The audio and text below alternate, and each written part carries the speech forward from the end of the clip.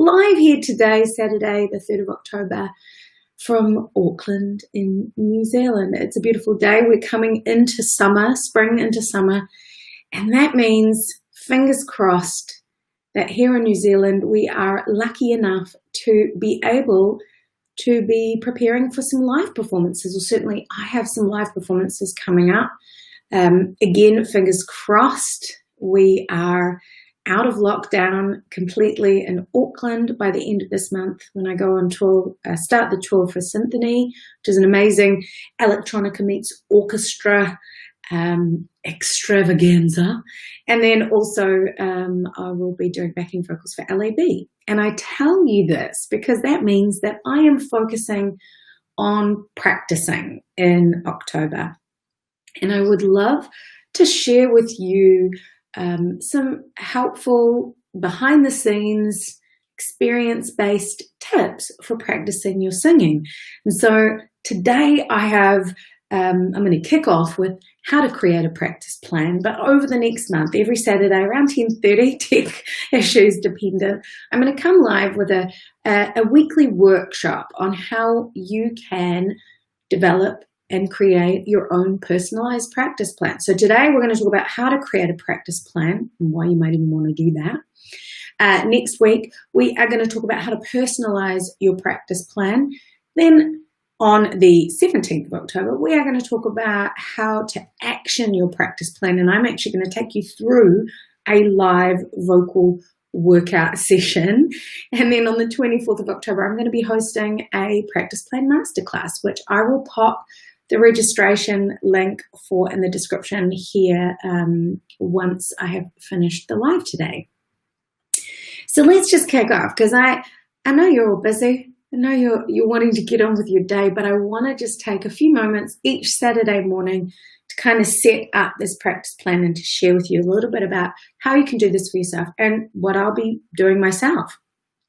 Okay, so the first thing, when it comes to creating a practice plan, I think it's really important to have outcomes or vocal goals that you can work towards. So for me, there are performances, and let's be honest, I didn't do a lot of practice in lockdown. We were locked down here in Auckland for quite some time.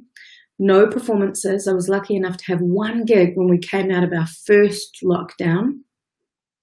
So I practiced for that a little bit, but all I mainly did was kept up with my daily vocal care habits. And it shows coming into this next round of practice, I feel very out of practice, or not very gig fit, as I like to call it. So the goal for me is to get gig fit and get ready for my performance on the 30th and the 31st of October. There are specifics, and my focus is certainly stamina. So I'll be learning the songs. There are a couple of new songs for one of the gigs, and I will mainly be focusing on working through the entire set of songs that I have to do so that I can have vocal stamina and feel confident that I have control over my voice for that period of time. So that's my vocal outcome and my vocal goal. Yours might be super specific, like you want to increase your range, you want to extend your stamina and your vocal agility or flexibility. You might want to be working on some melismas, riffs, runs, whatever it is. You can spotlight it as the focus of your practice plan. And that, I think, is a great way of starting. So either reverse engineering back if you have a performance coming up. You can create your own performance opportunities by doing something like posting a video to YouTube, or performing a house concert at home, or live streaming yourself. And that you can do, I have like a 21-day song study challenge. So if you need some motivation for that, I share some tips on what you can do a little bit more in depth each day to prepare yourself for creating your own performance opportunities and taking like a deep dive into a song.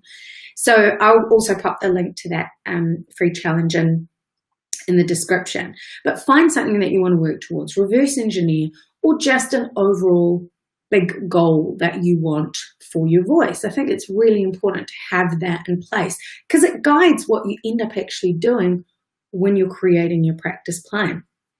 The second thing, when when are you going to practice?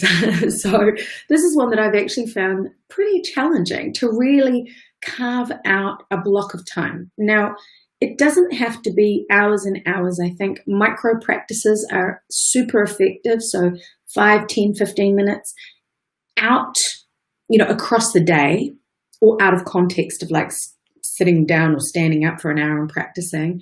You can do little micro practices throughout the day, or else you can carve out an hour in the day, or however long you have, and based on what it is that you're planning on practicing, and really working through the process of making that time, like in your diary. What time of day is it going to be? Is it going to be flexible based on what your schedule is like? Or if you have a more structured routine, you can perhaps put it at the same time of the day. I really like to look at practicing in the same way as, say, creating an exercise program. So if you were to go to the gym, and I come from an exercise science background, I used to be a gym instructor, aerobics instructor for many years, and how I would train my clients is they would come in and we would talk about what our goals were for our health and our well-being, and then I would create their exercise plan, and I would show them through it, and then they would go ahead and try to go through the the exercise plan themselves. Maybe if it was for general health, well-being, and fitness, we would look at 1 to 3 times a week, depending on how much exercise they had been doing previously. The muscles in your voice, the larynx, all the muscles and ligaments are exactly the same like any other muscle in your body. So you can approach it with that in mind. How much have you been doing previously? And what is it that you want to do? And then kind of meet in the middle. So if you haven't been exercising your voice, or your body for that matter, 1 to 3 times a week is a really good starting point. When I was a gym instructor, we would reassess every 4 to 6 weeks, depending on the frequency and how people were responding to the exercises that we had prescribed for them. The same things for you. So you want to be tracking what's working, what's not working by using a vocal journal.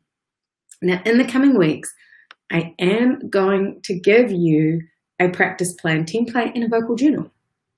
And I will show you exactly how to utilize that as well. So that'll be next week. But the real key element is knowing what you're working towards, knowing what your focuses are and how much time, and scheduling it into your diary, because that will make sure that it gets done.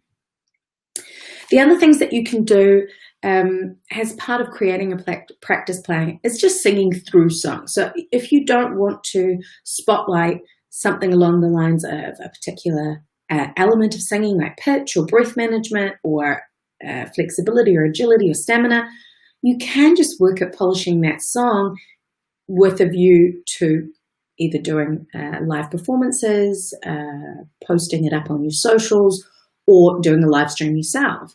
And so with that, the Song Study Challenge can help you with that. But that's just really looking at the whole song and practicing one element at a time, ideally. And that Song Study Challenge will help you through that. And that's basically it. So that's your action steps for this week. If you're keen to get into practicing, I want you to think about, what is it that you're working towards? Think about some goals for your voice. What do you find challenging about singing? And you can share that with me in the comments, because I can then create a more specific, maybe focused tutorial when when we are going through things in the coming weeks.